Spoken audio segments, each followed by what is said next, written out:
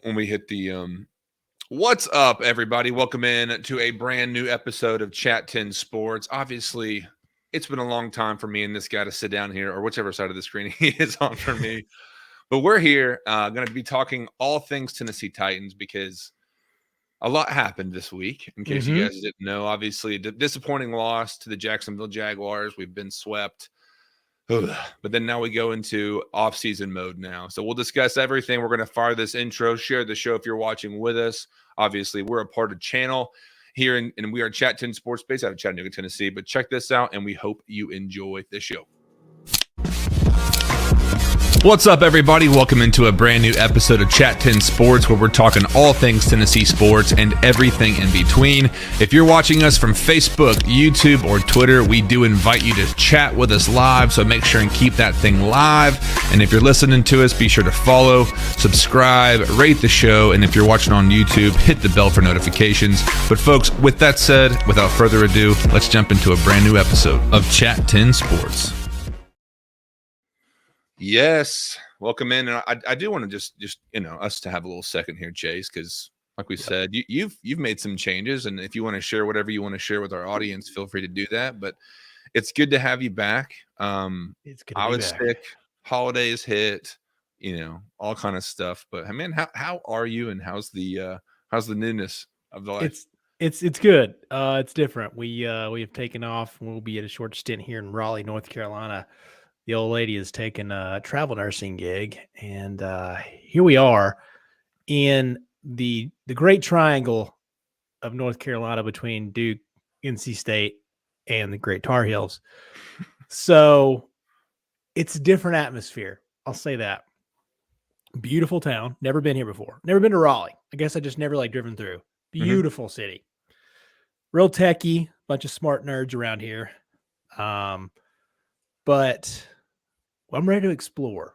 There's always that itch about a new city, You're like, I'm ready to do some exploring. So we got a little dabble this weekend throughout the week, but we're here and we're ready to do some fun stuff because I'm pretty excited about a new city and going to Chapel Hill next weekend for the NC State NC game. So pretty stoked, my dude. Pretty stoked. That sounds awesome. I mean, I actually spent some time visiting in, let's see here. Was it Asheville? I think it was Asheville, but I mean, all the breweries you could want, all the fun activities you could want. So we stopped in there at this place. If you guys ever go to Asheville, whomever listening, please stop into a place called Corner Kitchen. It's like it's a not like upscale, but it's a nice breakfast brunch spot. Mm-hmm. But dude, our boy Kevin Revis and his wife Patterson hooked us up. And that place was awesome. And the whole area around it, it's real like old school hipstery, like cobblestone streets made to a shopping center. Great vibes all around. But at the time it was our in-between spot so I let Rocco out. And so we're at this really nice part of Asheville. And here's my dog just dropping a deuce in the middle of this walkway. So it's no big deal. That's awesome, dude. Yeah, it's great, dude. Great. I see we have some folks rolling in here. Obviously, feel free to chat with us like the intro said. We want to hear your thoughts as well because as much as we love each other and talking about Titans like we do naturally, there are so many things to discuss. We want to hear all angles. We're going to ask a ton of questions, so audience participation is appreciated. And if you're watching with us live, do us a favor, tune in, but obviously share the show if you're on Facebook, Twitter, if you're on Twitch. I think not Twitch tonight, but if you're on YouTube, Facebook, wherever you're at, follow us at Chat 10 Sports. Obviously, you can connect with all of us. YouTube, wherever this thing is. Let me point over here in the correct way. Subscribe to the YouTube channel. Hit the bell for notifications. That way, every time that we go live, you get the notification and can contribute to our conversation because we do have some fun here. But let's top rope jumping off of this puppy, like Mick Foley off the top of the steel cage all those years ago against The Undertaker. The Jacksonville Jaguars got us. And Chase, we haven't said a word through text. I mean, you've been going, we've been going. What'd you think? How did it sit? Obviously disappointing, but what were your thoughts immediately? Because there's so many angles of, well, you win, you beat the Jags, hit the playoffs, or you lose, get a better draft pick, and then you get to work for offseason for rebuild. So where were you at with it? Going into the week, I think a lot of fans had this part of them of like, you kind of wanted the the draft pick, you're like, "Why I don't want to go into the playoffs to get our ass beat." Let's Hmm. be honest. I think a lot of fans expect that, but then you get a little healthy. People start coming back to practice, and then you realize I don't want to lose. And Craig's in here too, and he said, Hmm. "Don't cry because it's over. Cry because it sucked." But Craig made a really good point in our group text of like, "F the Jags. I don't want to lose to the Jags. I want to win a division. Like no matter what.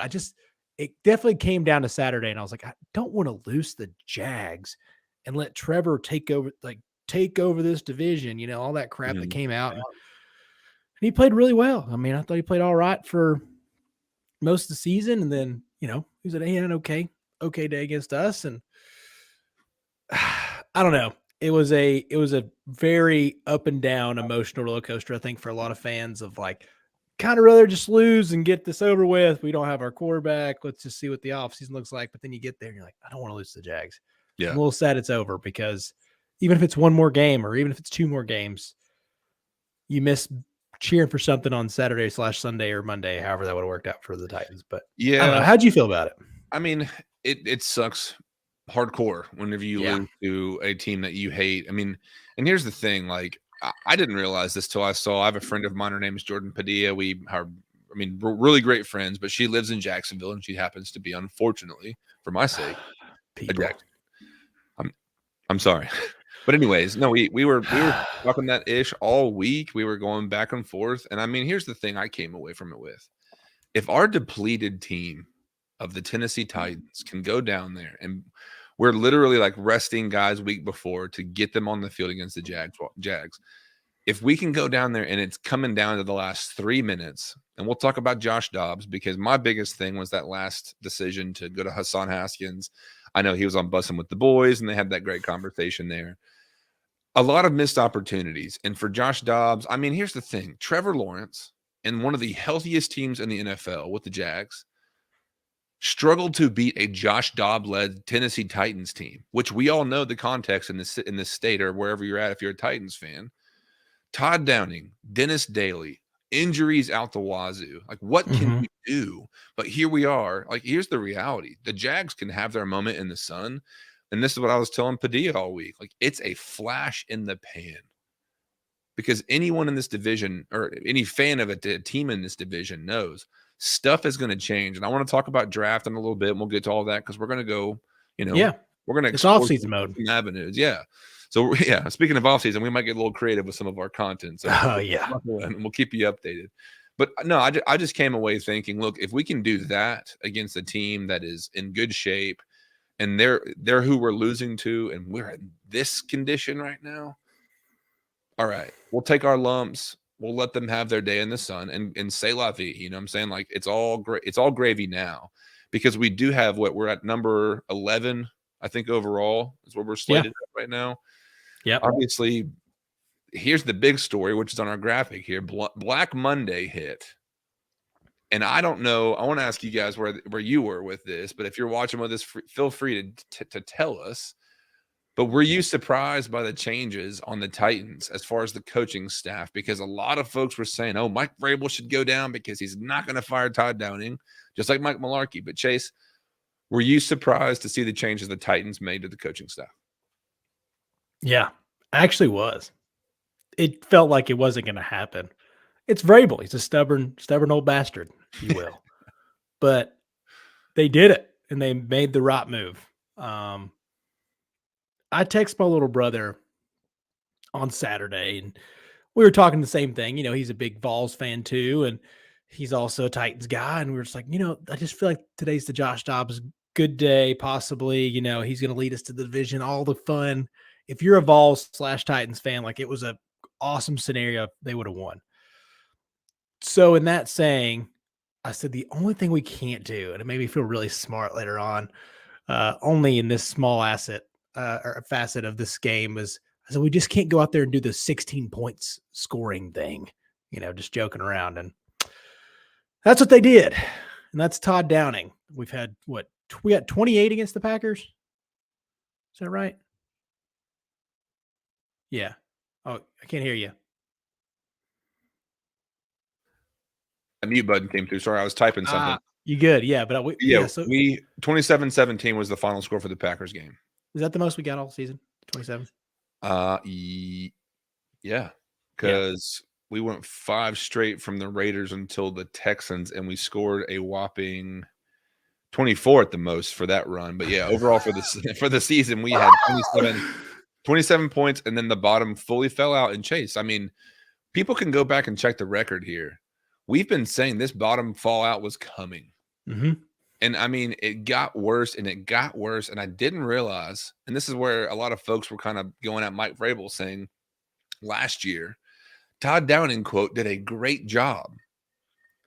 Because we all know, and this is again like we know the context of how badly injured and depleted the team was. But then John Robinson, which another flip of this coin, Amy Adams Strunk coming out and talking about the new GM and the new head coach will both report directly to me versus in a past structure with Mike Vrabel going to John Robinson, and then going to Amy Adams Strunk. So Mike's pulling up his chair at this round table, right? Because it makes you wonder how rogue John Robinson went.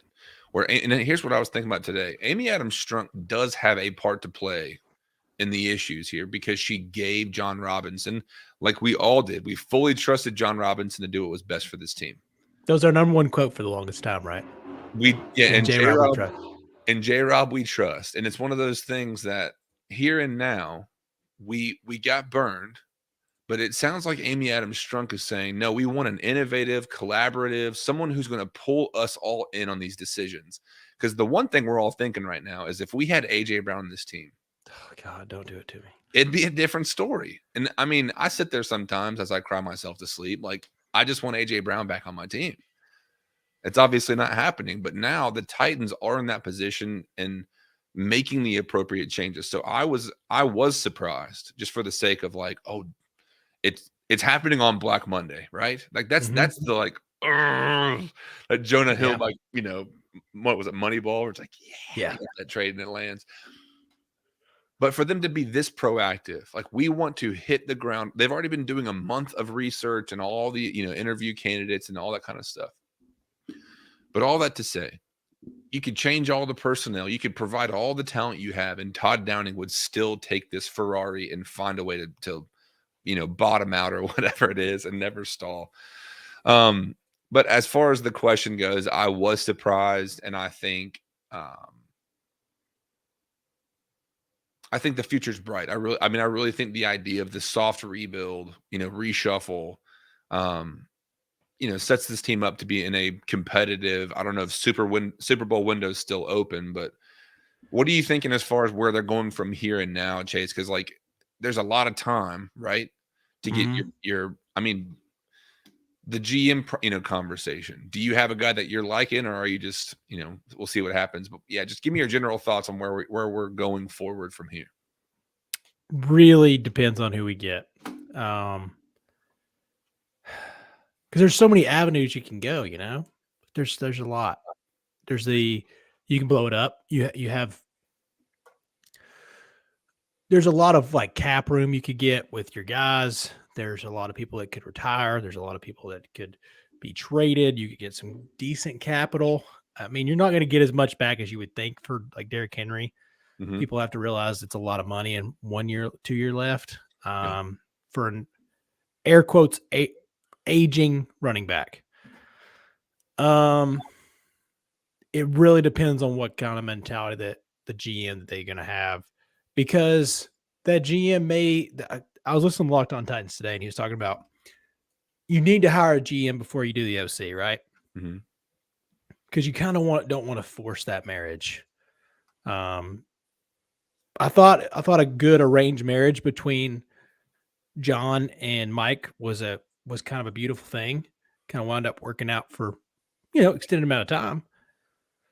But this new OC is going to be a very big process. I don't know exactly who that's going to be. There's so many guys floating out there, but I don't want Cliff Kingsbury. I don't want somebody that's just going to try to get here for a year and be out of here. I don't want. I don't know. There's what's Mike Norvell's who's the guy that just got fired from Washington? I've heard his name today and I can't think of it. Is it Skorinsky or something? I can't remember. I Yeah. know their OC, or no, excuse me, the Eagles OC's interviewing some places, but Yeah, the Eagles quarterback coach is yes. probably who I'd really like. But then there's a couple other like Brian Robinson, really good. I don't want Joe Brady. I don't want those guys. We've seen what happens there. He's not ready for that. That's fine. But be a great quarterback coach for as long as you can, and then move up to the OC when you're really ready. I don't know if that's now, but it depends all on that. And it depends on your OC hire. It depends on your GM hire. And then it depends on what they want to do. Are they ready to blow this thing up? Because there's blow up opportunity. Or you ready to go down a fun route? Yeah. Okay, let's do it. I don't know if this first. I'm gonna go this one first. I'm gonna go more unrealistic, realistic expectation or possibility is the better word here. You get Tom Brady for 1 year. You trade for DeAndre Hopkins. You keep Derrick Henry. And then you just sacrifice for 1 year to keep your window alive. So wait, you're saying if you're pursuing all those guys, you're moving into you're doubling down and you're risking you're literally risking the farm, Chase. Like, yeah, you're risking years because you're looking at draft picks, you're looking at future players, cap money, like all the worst. Yeah. Go on. Or what you should do if you're a good GM is go after, a cheaper, faster, younger route. Mm-hmm. That's probably getting rid of Tannehill. That's possibly getting rid of Derek. God, after these last couple games, the worst that I would want is to get rid of Byard, the mayor of Murfreesboro. You got to sign Simmons no matter what. But, there's David Long on the block. There's so many guys. I don't know. Like, what's your route that you want to go? Well, I want to see, and I agree here with two things that have come up. Craig's story on Facebook saying Brady sucked this year. I already told you the Titans window shut after the Bengals game. Craig's got some great takes, man. But Gavin Jones coming in saying Hopkins is Julio Jones 2.0. I agree completely. But I want to start here because let's start with GM first, because obviously, like you're saying, once that decision's made, then obviously Vrabel probably has his guys that he wants to go after. I'm assuming he still has the same structure of him having, coaching, obviously hiring his assistants and things like that. But obviously today, there's the news. Titans fans everywhere were talking about how great Adam Peters was, who is the assistant GM for those that don't know in San Francisco, right under John Lynch. Mm-hmm.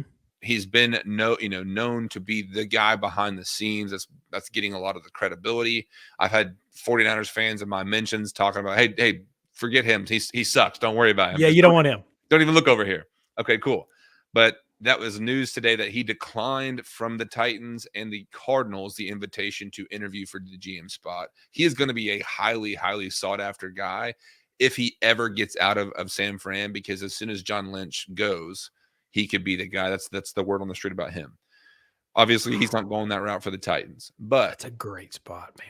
Few other guys that have been mentioned. Ian Cunningham, who is now with the Chicago Bears, has been known as an analytical guy as far as taking all the numbers. And I think if he is hired, it says to me the Tennessee Titans are moving in a direction of updating the scheme, getting away. And this, again, like you're saying, it could mean 1,000 multiverse, different routes of who the GM could be. Obviously,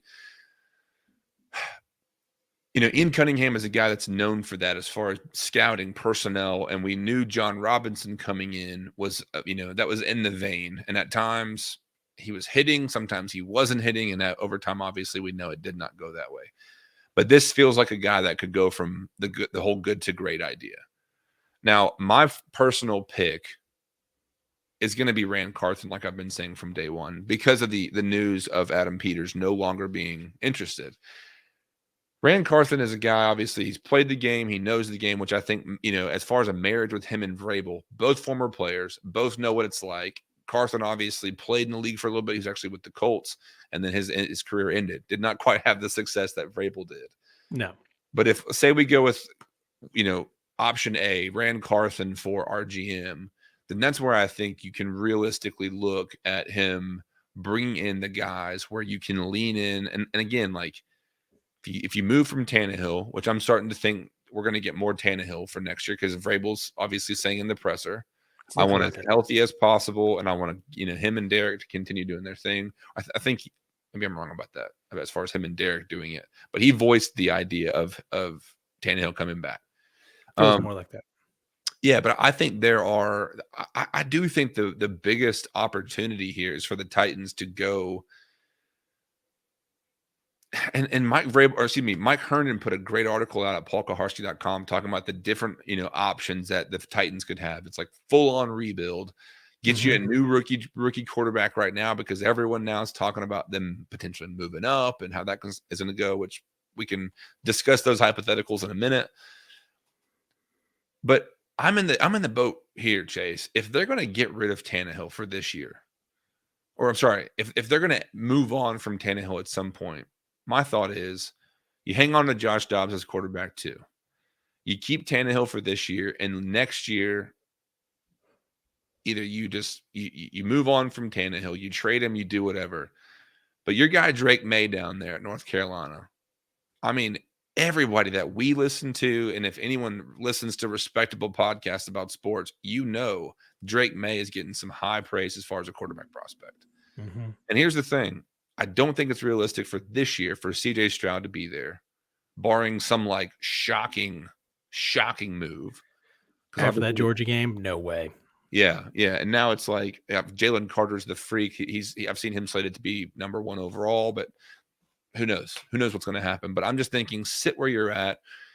Peter Skorinski, we could talk about him all day because I've sat here with him, was it Paris Johnson Jr. and several other guys. But just to get back where we started as far as GM, like it can go 1,000 ways. I'm thinking that's the best route to go. Keep Tannehill. I think Lawan's gone. I think there's going to be a lot of money freed up to be able to go out there and to do things to realistically land talent. Because again, that Jags game showed me, all right, we lost. We're not going to the postseason. But we're that far in a bad division, and we're depleted like this, and we are desperate for personnel. So all that to say, I feel very confident in Amy Adams-Strunk to go out there and find a guy to partner with Mike Vrabel to get the best and to start being one of those teams like the Bills, like the Kansas City Chiefs, and like those dominant teams. It's like you just know they're going to be here for the next 10 years because they're built really well. 49ers. I want them to find a GM from a team that has not just a winning record, but that he has a track record of success. And if the groundwork is there and they can put that out and say, here's who we picked and why, great. So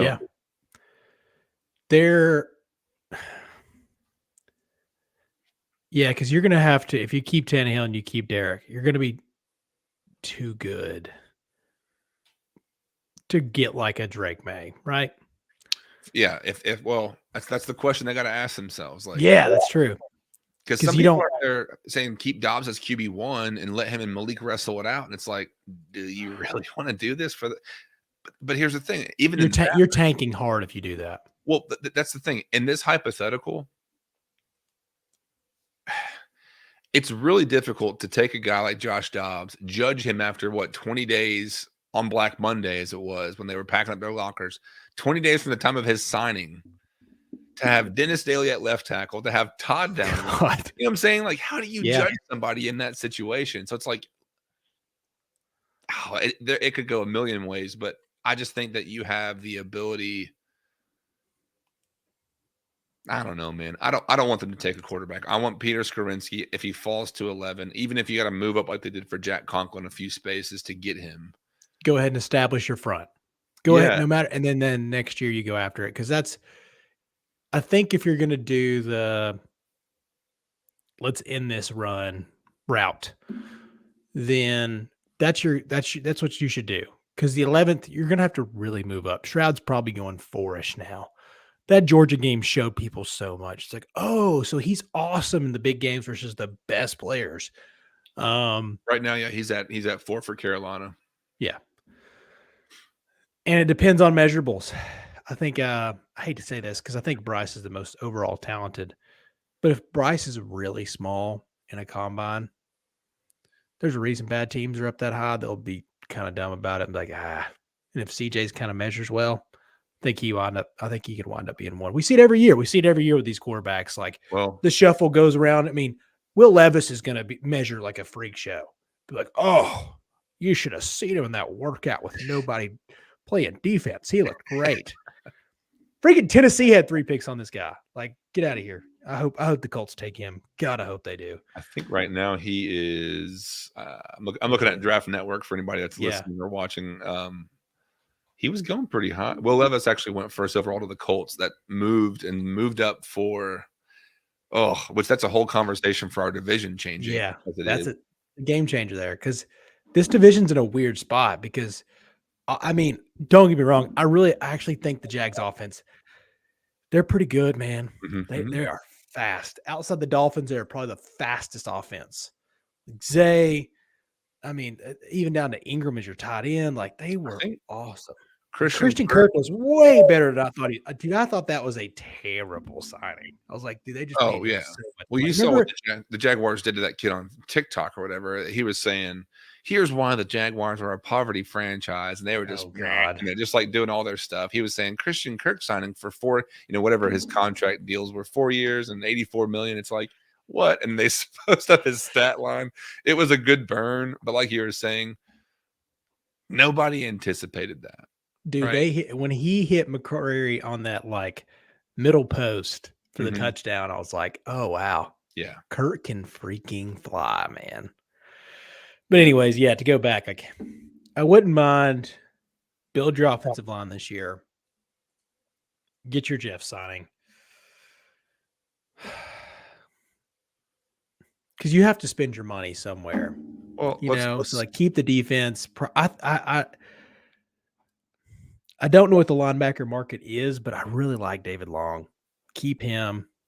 Let me throw this up here, Chase. Yeah. I'm going to give our guys at Titans.today on Instagram a shout out, giving a huge list. Let me pull this puppy down so we can see everything.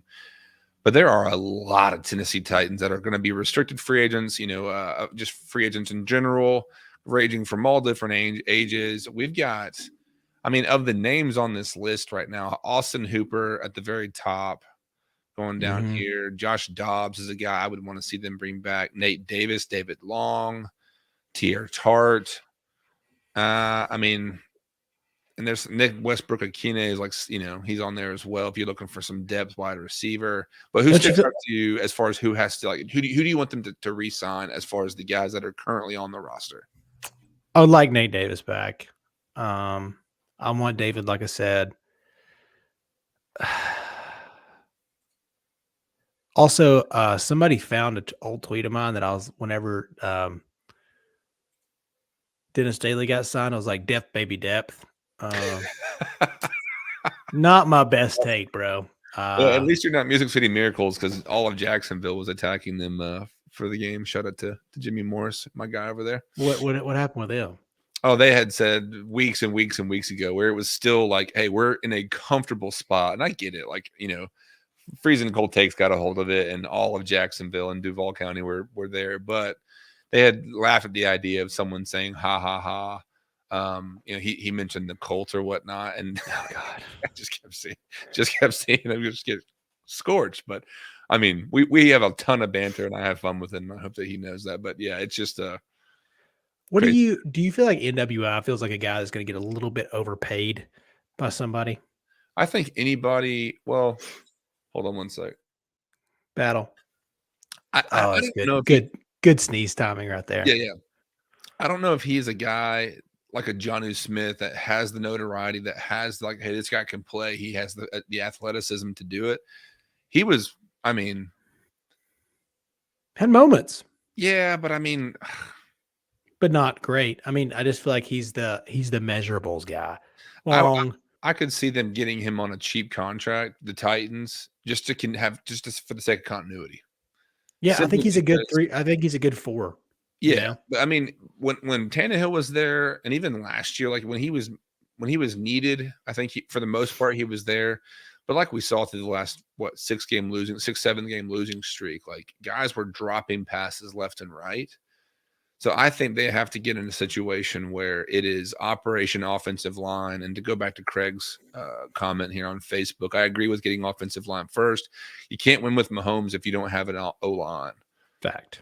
Yeah. So, but I think receiver is the second highest priority, just because I think they're in a position with Christian Fulton and McCreary that you have the ability to bring some depth and to get some help out there. But those guys have been overextended from day one. And it all goes, Yeah. it's all this damn cyclical issue of like, how do you judge NWI whenever, again, like a guy for 20 days off the streets coming in with Todd Downing, they can't get the ball out of the damn hands of the quarterback because Dennis Daly's on skates. You know what I'm saying? Like, Always. and that's where, again, the new GM and Mike Vrabel are going to have to collaborate on like a incredible level, just to say, hey, here's the talent we've got. And I do trust Vrabel to say that. But again, this list of just like, there's got to be 30 guys right there that could be different, or it could be off the team next year, right? Yeah, like I'm legit looking down there. Like, I mean, Hooper. Like, what do you feel about even Austin Hooper? Down the stretch, I mean, it was losing games football, but he was as reliable as you could ask him to be. Yeah, for the most bit. And I know he had some drops too in a couple of the last games, but I mean, if I had that from him and Chig from the beginning, that's QB1, tight end 1 and tight end, 1A and 1B kind of thing. Because I feel they balance each other out so well as far as the attack and things like that. So he would be a guy I would probably on that list, just to pull it up again here. I think of all the guys on the list, if I could only, if I could rank them, I think Nate Davis is the first guy. okay. David Long is the second guy for me, and then Cody Hollister, number 3. Sweet. Yeah, if he's grabbing jock straps and folding laundry for the equipment team or whatever, you can now have Cody Hollister all you want.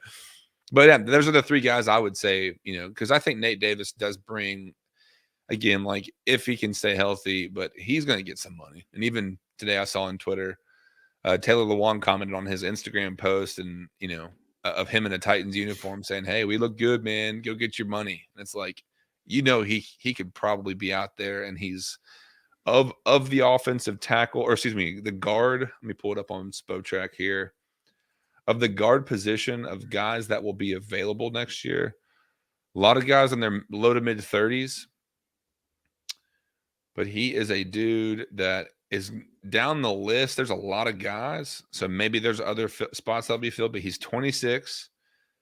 I think on his rookie deal, making $925,000. I think he's a guy with Jeff Simmons. You gotta, if you're gonna free up some cash, he's a guy that you are making happen. Yeah, for the short term. Yeah. You click on Will Dodson right here. Sir. Yeah. Daly and Swaim needs to be the first ones to go. Yeah, we'll show them the door immediately. Yeah. Geoff Swaim. Which I do know that, what was it? Des Fitzpatrick was pulled off of the Titans roster by the Steelers. So that disaster is over. Some other comments here just saying from Craig on Facebook, Hooper's solid. Depends on price. Also know he's our best blocking tight end, but we gotta let Swaim walk. Gavin Jones, good night, good evening, sir. Saying Hooper's worth 2 years, $12 million. I just don't know if these guys are going to take that kind of stuff, Yeah, especially Hoop. I mean, I don't know how long he wants to keep playing. It's a weird spot. There's gonna be a lot of turnover. I feel like a lot of turnover. It's gonna be a weird team next year because, as I mentioned a couple pods ago, this is gonna be a situation where this new GM is gonna want to come in here and make an impact. I don't know if that impact's blowing it up. I don't know if that impact's just a big trade. It just happens. It just happens every time somebody goes somewhere, especially this day and age, because if you don't watch the NBA, that's just what they do. And as weird as this sounds, the NBA trade system and free agency, it kind of started before the NFL. Like there's a reason that all these trades happen this year for the NFL is because the NBA trade deadline is the funnest part of the season. Mm-hmm. And that kind of trended towards the NFL a little bit. It's not going to go fully transverse just like it was in the NBA, but the NBA starts trends in this facet, and these young, cool GMs are going to come in and like make an impact. Like, hey, this works. This is what we're going to do. We're going to trade something crazy, or we're going to pick this guy, or we're going to blow it up, or they're going to make their impact early. So there's going to be some turnover. But if they decide to keep the core-ish, it's going to be tough to see guys like, I mean, I know there's quite a few comments in here about like Lawan. That's going to be a hard one. But you said last time you think he's going to retire, don't you? Oh, for sure. I mean, you can see him right now walking on the street and he looks like he's dropped 30 pounds, at least 40 pounds, maybe, just like, how guys do. I mean, Joe Thomas dropped it and now he's like shredded. But I mean, I'm looking at Spotrax as far as 2023 NFL agents when it comes to left tackles. Orlando Brown Jr. is at 26 years old. His current market value, this is what he's projected based on Spotrac.com, an annual average salary of $22.4 million. And we're looking over here at Taylor Lewan, bro. We're looking over here at Taylor Lewan at $10 million. I think he is at next year. Hadn't played 10 games. And that's the thing. That's like our boy Sally up in Jersey was talking about it of like, hey, I mean, and I get it. I'm not coming at Sal because it's like we're just throwing ideas out there. But Lewan mentally, to me, just comes off like he's going to ride off into the sunset. He doesn't need the money. As far as like, I have to have the most money I could get right now. He's gotten the extension deal. But the other guys on the free agent market for 2023 for left tackle, 32-year-old Eric Fisher, who's playing for the Miami Dolphins right now. I think he's currently on a $3 million AAV deal with them. Kelvin Beachum, not sure if you've heard of him, but he's a 33-year-old left tackle. Jason Peters. Who does Beachum play for? He's with the Arizona Cardinals, which... Oh, okay. And his market value right now, let me pull this up, looking at $3.7 million. So that should just tell you how he's, not going to be that kind of guy. But there's Jason Peters, who's 40 years old, and then Dakota Dozier, like guys you probably have never heard of. So my thought again, like that's why I think bring back Tannehill, let him take the majority, and maybe restructure his deal so 2023 is not as bad. Because beyond that into 2024, you're golden as far as what dead money and trimming the fat kind of thing. That's when I think you could really look at the Super Bowl window opening back up. But yeah, I think as far as Lewan goes, I mean, I think he's as good as gone in the sense of just, they were literally talking about them firing coaches on the bus this week with Josh Dobbs as news was dropping on Monday. So it's just like, man, do your thing. Nobody's mad at you, appreciate you, but we can't risk the injuries if we're trying to capitalize on timing. Because something I do want to talk about, and I don't know if you want to go here yet, Chase, but these mock drafts with, I mean, if it was the Texans taking Bryce one first overall, they're still looking to land him. But like we're talking, if the Colts move up or if they somehow land CJ Stroud, this whole division is changing completely. And the Cardinals are sitting there slated to pick up Willie Anderson Jr. They could move up and be a trade partner for one of these guys. It makes me concerned that if we're and I get the message now that the Titans are honed in and focused and fully aware of it, because you can't afford to miss and squeak out these shitty seasons with this bad division and expect it to be a long-term fix. We got to get up there where we're the Bills and the Chiefs, where we're dominating our divisions, and we're that's the name of the game. But do you want to go there yet? Because I know we can talk draft later, but no, I think we can talk about it because it's a situation we've already touched on the Jags a lot today, but their future's bright. Mm-hmm. I mean, ETN, they figured it out towards the end. They were the opposite of the Titans. They kept winning down the stretch. The Titans kept losing, and it flipped the switch on everything in that division because it's now kind of theirs. Clearly, they won it. They did it. They did it. They well deserved. If the Titans would have won that game, I would have thought it was the most trash division win of all time. Do I hate to say it? I mean, I'm sorry. That would have just been like an ugly win if we would have gone out there and won 23-20.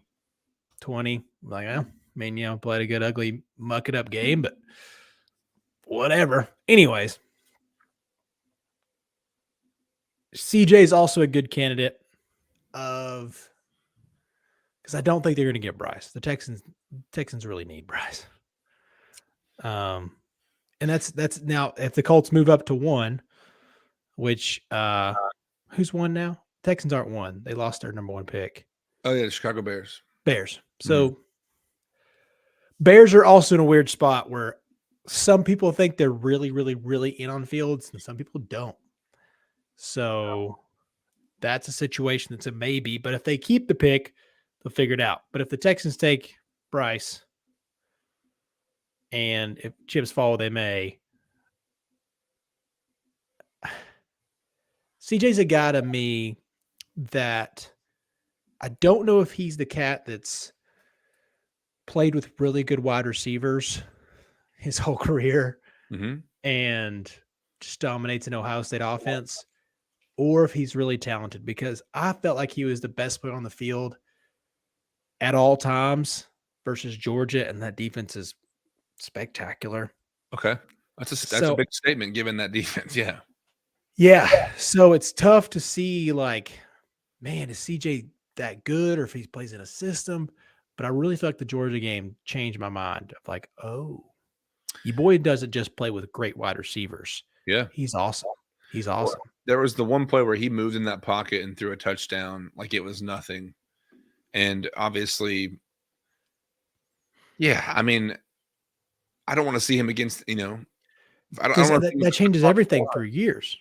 Yeah, for sure. Because I mean, the Titans are in that spot now that if they lose Tannehill in the next year or two, or however they play this thing out, you've got to have a guy in the chamber and kind of waiting to go or on deck or whatnot. Because again, like in San Francisco, the whole Trey Lance experiment and having Jimmy G there, and now Brock Purdy, it's like, okay, what are they going to do with their quarterback room? But you just never know how it's going to go. And this league it's become you're only as good as your quarterback kind of thing. Yeah. And that's where I think the Titans have to make it happen now. Not today, but in the next year or two. Yeah. And I want to ask how you feel about this, because I always think the Colts good roster. They just never could find the quarterback play and coaching. So if they found the quarterback and maybe a decent coach, that makes me really worried. Yeah. I've never felt like they've coincided. Like they've either had, I feel like they've had a good roster since Luck left. And then before that, so poor Andrew, they finally had like a decent coach quarterback thing going on, but they didn't have a full roster, especially not an offensive line. Poor guy.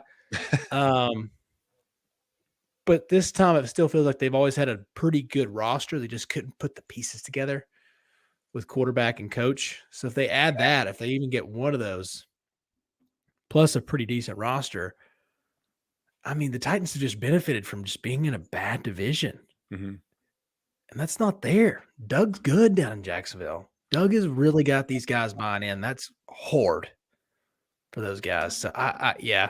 And I mean, to Craig and Gavin's point, they were both talking about, the Bears are going to keep Fields probably, but Carter's going to go number 1. But there is a weird outside chance if they're really looking to evaluate. It's like, okay, how long can we trust Fields? Do we really trust Fields? So things can change. It's the NFL. It's going to get weird. The Titans are just going to have to figure something out, because I think Tannehill's options are limited after he leaves the Titans. I don't know, man. I feel like on that. I think there's going to be the Jets. Think of the Jets. If you put Tannehill on that team, okay, I think there's a suitor. The Carolina Panthers, any one of these teams that could be drafting. I mean, the Colts, obviously. If that would be perfect, right? But I think Tannehill could do well if he's fully healthy. And I think there's a reason. I think there's a reason that Mike Vrabel believes and trusts so much in him, and it goes beyond the toughness. Like there are things that we know. Like here's who's hurt, here's who cannot go, and here's who's out for the year. We don't know these, like, because Jeff Simmons post game for the Jaguars is literally in tears saying, "I've been shooting my ankle up since week 8." And obviously he was out for some time, rested him, week before the Jags game, but Danico Autry as well. Like you don't know what guys are battling through, and then to see how well or bad they're playing. But Vrabel's got a lot of belief in Tannehill. I definitely think there's a market there for him. But I mean, to go back to what you were saying, I've got some Tannehill options. Go ahead and say what you're saying. I got some Tannehill options for you. as far as like suitors. Yeah, I want to just see you get. You can just say yes or no to some of them. Okay. No, I just think overall, I think the Titans in this day, in this age, the potential drop off from a Tannehill even to a Dobbs to a Malik or whatever it's going to be, you can't afford that if you're trying to win and be relevant and not just unless you're going to full rebuild it, you know. So what were your, who do you got as far as your suitors? And I'll tell you my. Okay, I'm gonna try to get you like some guy. I'm gonna try to get you some teams that like, because the Jets was a really good one because they are on that precipice of like, oh, if we had a decent quarterback, because even Flacco at the beginning of the year, because they still have their best running back coming back next year. They lost their rookie, and he was great. So if you get that coming back next year, plus that defense, and Robert Saleh's got those guys buying in, so that was a good one. I did like that. But spots of next year, and everybody comment and say yes or no. Just go ahead and put the team because it might be a little bit behind the chat. Yeah, just to see if it helps. Start up top because I don't think they love him. I don't think they love who they got. New England Patriots. Does he help or hurt? I think they're going to ride that train for a little bit, and I think they're okay with that. I mean, Matt Patricia. I know a lot of Patriots fans. See ya. Yeah, you'll see Portnoy going emergency, game, and I know last week their game against the Buffalo Bills. That opening kickoff was magical for the record, incredible. We didn't get to address the DeMar Hamlin stuff, but just incredible, like recovery, everything, all the above. Yep. But I mean,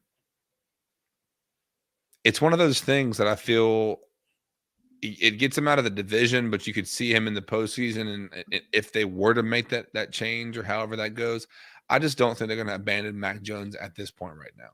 Okay. That's the only reason I say that. Gavin actually is going to my next one. Tannehill to Atlanta. Yeah. Was Riddler that bad? I mean, are they just like not sure about him yet? Wasn't great. But what can you? I mean, like that's even another side part of this whole conversation about these rookie teams or these rookie quarterbacks going to these teams, really bad teams. Like how much can you judge this? It's hard, man, especially at the end of the year when those guys. And no, I'm sorry, Ritter was not worse than Malik. No way, dog. That's hard. Malik is it wasn't his time. He was a project quarterback anyways. It shouldn't have been his turn to run, but it was, and we saw a lot. I mean, the steps that he's going to have to take to become just an average starting quarterback is a long ways away. Rough. So what do you think, Atlanta? But you just I mean, if they could trade him for a 5th or 6th round pick, yeah, take his deal. Because they've got the money. That's the thing is those are the team. They've got the money, and they would have money to get elsewhere because I think they're going to swing for the fence and try to get Lamar.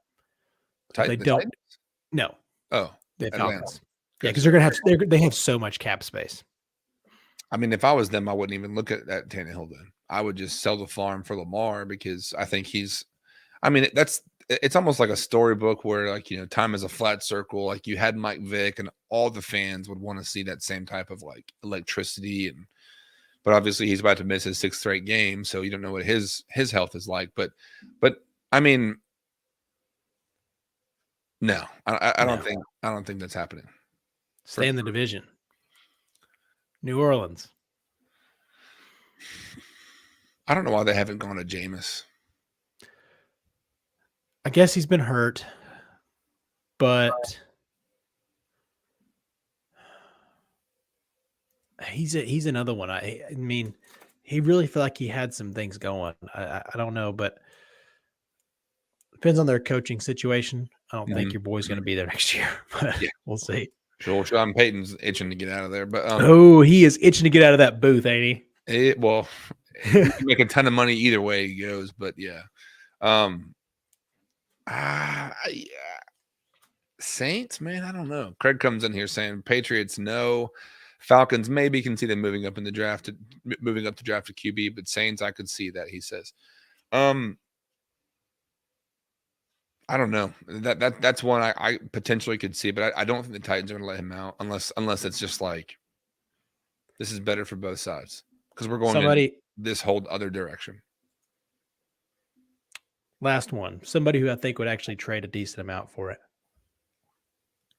The Las Vegas Raiders. The Raiders. I heard today that they're going to be pushing hard for Tom Brady.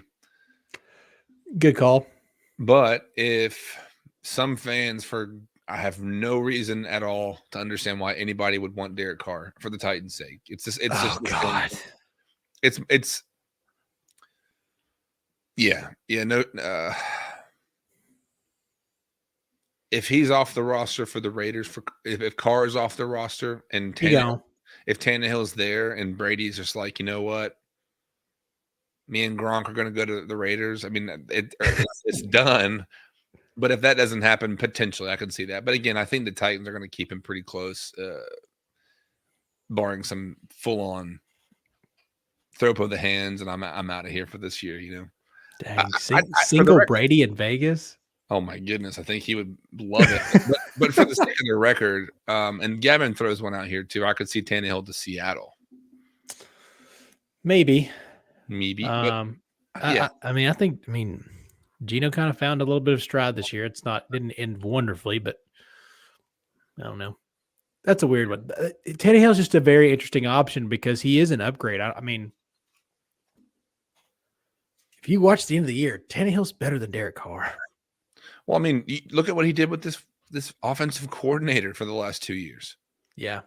And what did it's like Aaron Rodgers last year was like, I don't have any help and there's no first round draft picks. Tannehill literally out when Treylon Burks is out and old Bobby Breeze or Sleaze or whatever we want to call him, like it's not going well, bro. People are dropping balls, but I mean, at 7-3, when we were at the point where we had like a 95% lock on the AFC South and the Jags had a 3% lock or whatever it was. Oh God. I mean, he was one of the big reasons of like, hey, we're winning games because again, not putting up a ton of points, but a year or two ago, we were putting up over 30 points a game. And the defense is like, hey, we'll hold them to 17. You'll go get it and we'll make it happen. But I don't know. I think Tannehill gets a lot of disrespect because it's like, why are you not winning? It's like, look at what is around him. Like, why is Brock Purdy having so much success right now? Because he has the most successful, like the most incredible roster around him on that offensive side of the ball. And his defense is flipping incredible as well. Yeah. So, a roster can take you a long ways. That's why I've always been like intrigued by people who talk about Jimmy G is because I think Tannehill would be just as good. I think Tannehill would take them just as far. Yeah, well, they seem very much one and the same to me, like Tannehill or Jimmy G. But I do think this, like, and this goes back to OCs or GM candidates or whoever it is. Like, it's really hard to judge one person's stint, like Frank Reich. Like, what do you come away with that whenever it's Jim Irsay in your ear saying you're going to sit Matt Ryan for the sake of not having this injury clause or whatever? It's like, can we just play ball and just try and win some flipping games? Like, but Jim Irsay is the worst. But he gets judged, or any other OC or GM that didn't have success. Or I know some people are like, you know, Mike Herndon made a great point on F Word's pod today of like, if a team has a candidate, their team sucks, it doesn't mean that candidate sucks, right? There are so many other variables that go into that situation. So Tannehill, I think he comes away from this stint with the Titans, if this is, you know, hypothetically it, with a lot of notoriety and he's the old wily veteran. He turned this team around. If you want to give the same credit that you give a quarterback like Mahomes or Allen and give him the same type of respect, like he did a lot for this team for the last, 3 or 4 years now. Yep. Which is why I think he's the best option going forward. So, especially if you want to stay in this realm of, as you mentioned, a soft rebuild. If you want to do a soft rebuild, you've got the perfect guys to like maybe stick around. And you just got to nail draft picks. If you're going to do this, you have got to nail draft picks and have a little bit of luck and find those guys in the categories of as the Jags did with Christian Kirk. Mm-hmm. Find those guys that are just invaluable that want to play for you. Get a good OC. Yeah, there is a route. Like, it's so funny with this team is there's so many good routes and so many could be ugly for the next couple of year routes. Well, as you're saying that, and here's where I want to say this, because the quarterback market this year, if they were to move on from Tannehill, not to be and belabor this point, and I want to get to our rapid fire questions as far as some other candidates and things too, but yeah, Tom Brady, Baker Mayfield, Sam Darnold, Jimmy Garoppolo, Teddy Bridgewater, Daniel Jones, Case Keenum, Mason Rudolph, Jacoby Brissett, Geno Smith, like the litter of the like Lamar Jenkins is obvious, or Lamar Jackson, excuse me, is obviously the number one option in this class if you're looking for, a 26-year-old quarterback to take into the future. But all that to say, I think Tannehill's just too valuable to let go. But here's one question I do want to have for you. Okay. This guy keeps coming back around, and Aaron Rodgers owns property in Nashville, they say, which we all talked about last year whenever this conversation first struck up. But you see graphics of Brady, of Rodgers. I mean, do you give this a single thought if they were to move on from Tannehill to go get Aaron Rodgers? That's another weird part of this soft rebuild that you could try to stay in contention, because as much as I've given credit and you have all season, which tip of the cap to you, you kept the Jags train rolling, the Duval train rolling. If they do want to kind of keep contending, he's a good option. He is not Aaron of old. He struggled at times. I think he would learn a lesson. As far as I think he would probably, if he was with Braves, he's probably coming to off-season conditioning and workouts and all that stuff. But Craig makes a good point. Why the hell would Rodgers want to come to Tennessee when we don't have wide receivers? Mm-hmm. So they're part of the signing. It'd be fun, but it just doesn't make any sense. I'm going to say no. Yeah, I'm going to say no, too. I think you summed it up pretty well. We've already hit Tom Brady, so we'll take that one down. But the talk of the town today. A lot of talk, bro. Our guy DeAndre Hopkins out in Arizona is looking to change things up. He's even gone as far as tweeting, who was it, Derrick Henry? Yep. And I think it's a third person of the trio of them, and how many touchdowns would they produce? Just lighting the fire as far as that conversation goes.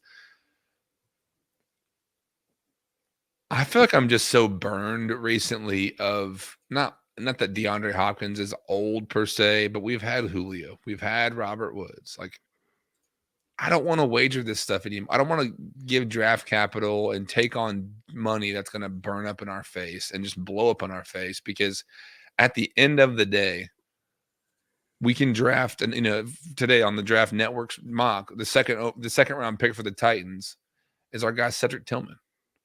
And I think the first round pick was Peter Skoronski. And I'm thinking, if those two guys, if it went that route, man, big body receiver to block on the outside, bring Henry back. Let's run the damn ball for one more year before we go full forward and evolving the offense. But DeAndre Hopkins is a guy that I just think you're wagering way too much. And here's what Vrabel said in this presser that I freaking love. We want to get faster. We got to get faster. And he said, from any position, we've got to get faster. You want your guys to be able to run, and you want, chase guys down and swarm and all that kind of stuff. But how many times have we seen guys like Tyreek Hill just blow past this defense? Yeah. So it also, just makes you wonder, does that, like you said earlier, does that apply to Kevin Byard? And he said, hey, I want to retire a Titan. Could they move him? So there's 1,000 different ways. But for me, Chase, I'm going to answer this question with the no on DeAndre Hopkins. What do you think? I'm going to say no, the caveat of if you are going to try this 1 year route, which I don't want it to. I'm just saying, if they do try to keep this thing like Super Bowl hopeful route and you're going to go get Rodgers or Brady, he's somebody you got to get, at least try. I hope that doesn't happen, but with Hopkins, you mentioned it perfectly. He's not Julio, but he is a 30-year-old, 30-plus-year-old with a lot of injuries who just got popped for PEDs because he can't stay healthy. No thanks, man. Seen it happen. We done been there. We done done that. Been there, done that, bro. Get him out of here. Give me Burks. And if you want to get faster, and if you don't get Tillman, get Josh Downs out of North Carolina. You want explosive, you want fast. He's smaller, yes, but guess what? Tyreek Hill's small too. That's who we want. There's a lot of really good wide receivers coming out year in, year out now. Just athletes in general are it's insanely talented. So Yeah, I don't get it. It's crazy. So there's going to be a lot of options. Well, I know we'll move to the end of the show, and we're going to pick some wild card weekend games here as far as the potential of what could be, Super Bowl. Because I definitely want to see some of these games this weekend. It's going to be fun to watch. But just in case, before we officially close it out, in case you're new to us, Chat 10 Sports, check us out. Follow us on Twitter and Facebook, everywhere you can find us. But we do this every week at 8:30 p.m. on Wednesdays.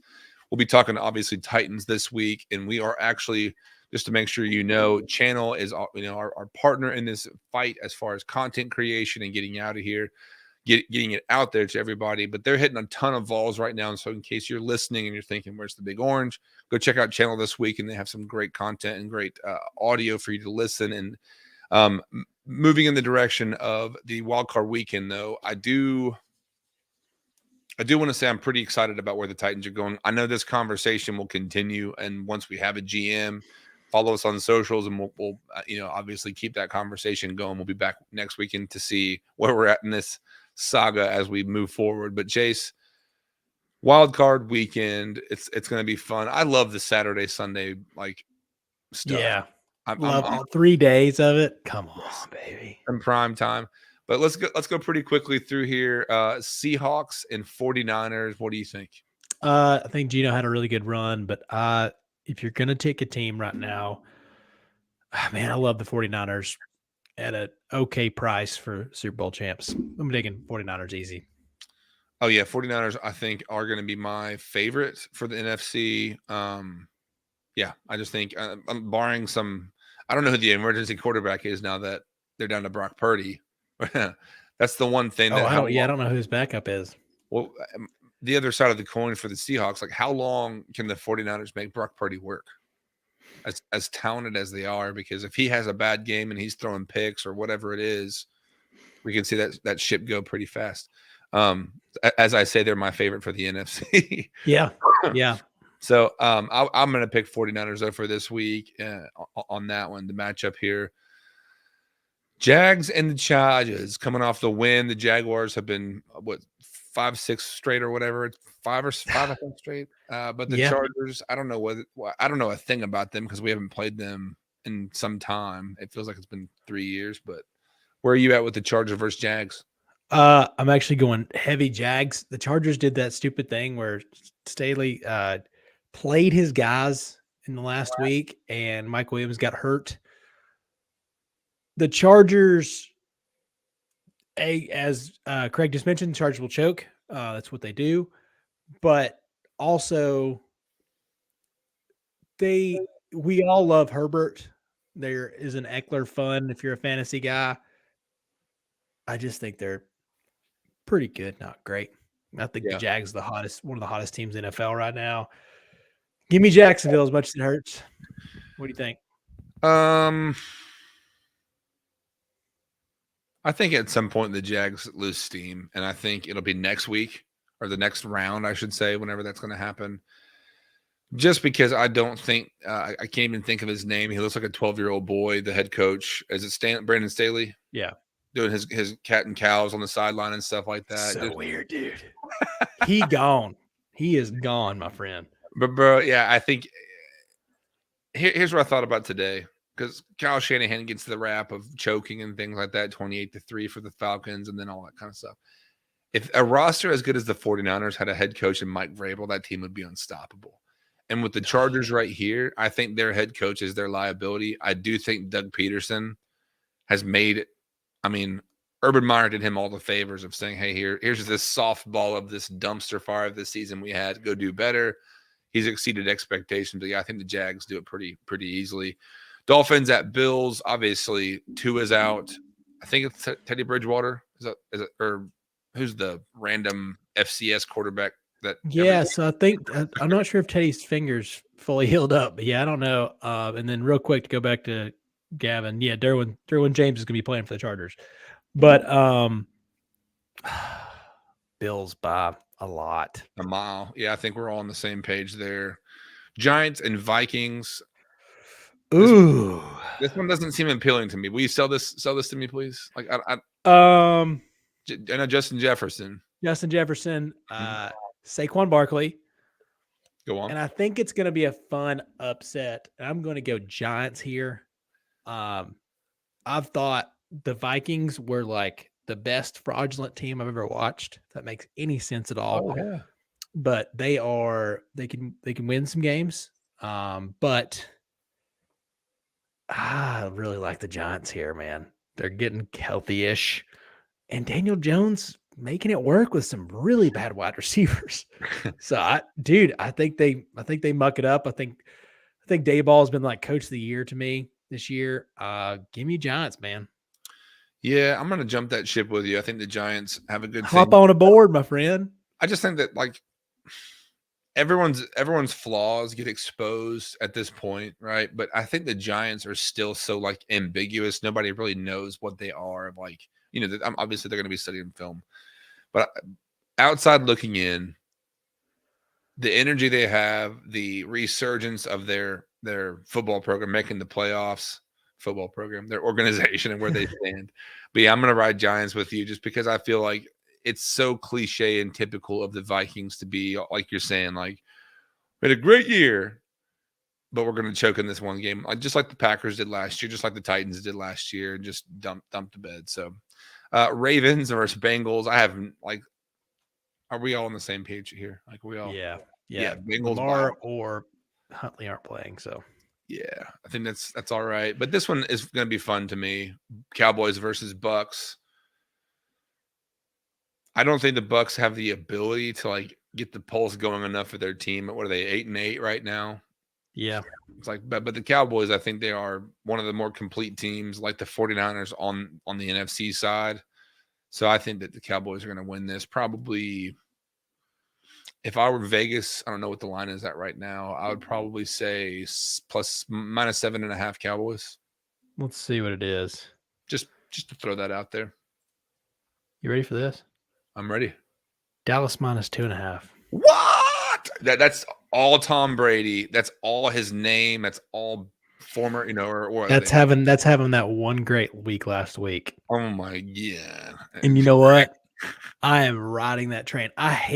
This is my number one qualm with the NFL is I hate that your 8-8 4 seed gets to host a playoff game. I think in that situation, it should be flipped.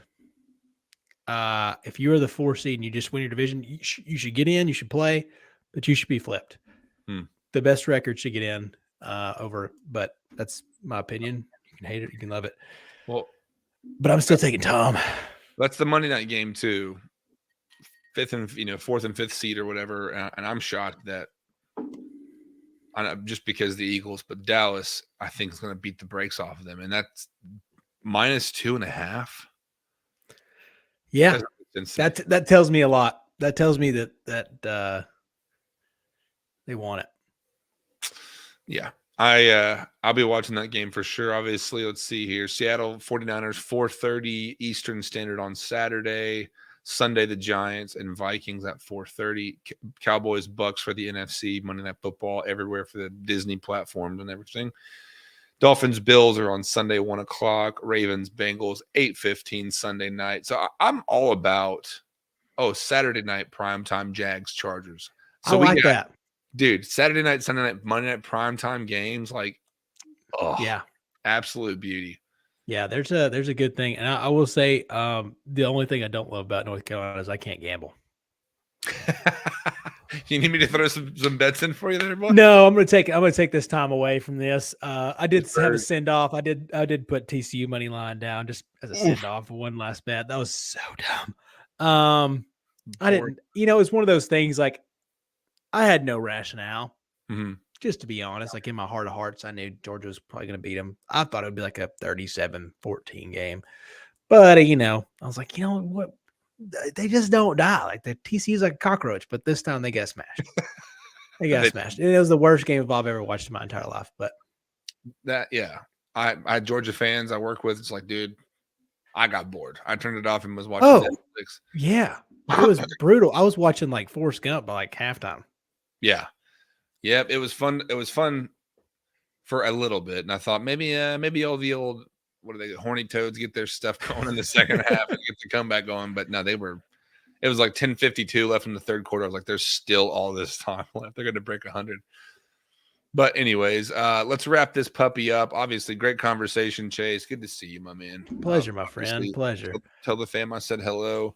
Does Stetson Bennett deserve a statue? I'll say this. If you swap these quarterbacks, the same thing happens. I'm all the respect to Stetson Bennett for what he's done back-to-back championships. But I could have gone out there and had some success with that freaking Georgia team around me. That was the best game plan I've ever seen in my entire life. I've never seen a team score like that. I've liked Duggan throughout the year. I thought he was pretty fun to watch, and they're pretty solid. Stetson's good, but I don't think he's, like you said. I don't know if you switched him, it'd be probably pretty much the same. Mm. Yeah. It was overmatched, and I even tweeted out during the game of like those TCU players, when they pan to them and their eyes like in the middle of their helmets, they were shitting their pants every single time. Yeah. Yep.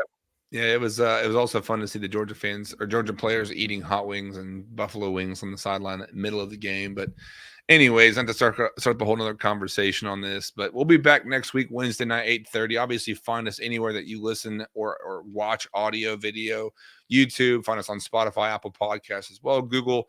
You can hit our anchor up and find all the platforms in case you have one of those random little ones that nobody really uses except for you and your uncle. Yeah. But appreciate you guys tuning in, keeping the chat live, and obviously anywhere that you are on social, find us. My guy Chase Green here is just kicking ass in life, and we'll see where the Titans go, and we'll follow back up next week, 8:30. Appreciate it, and Chase.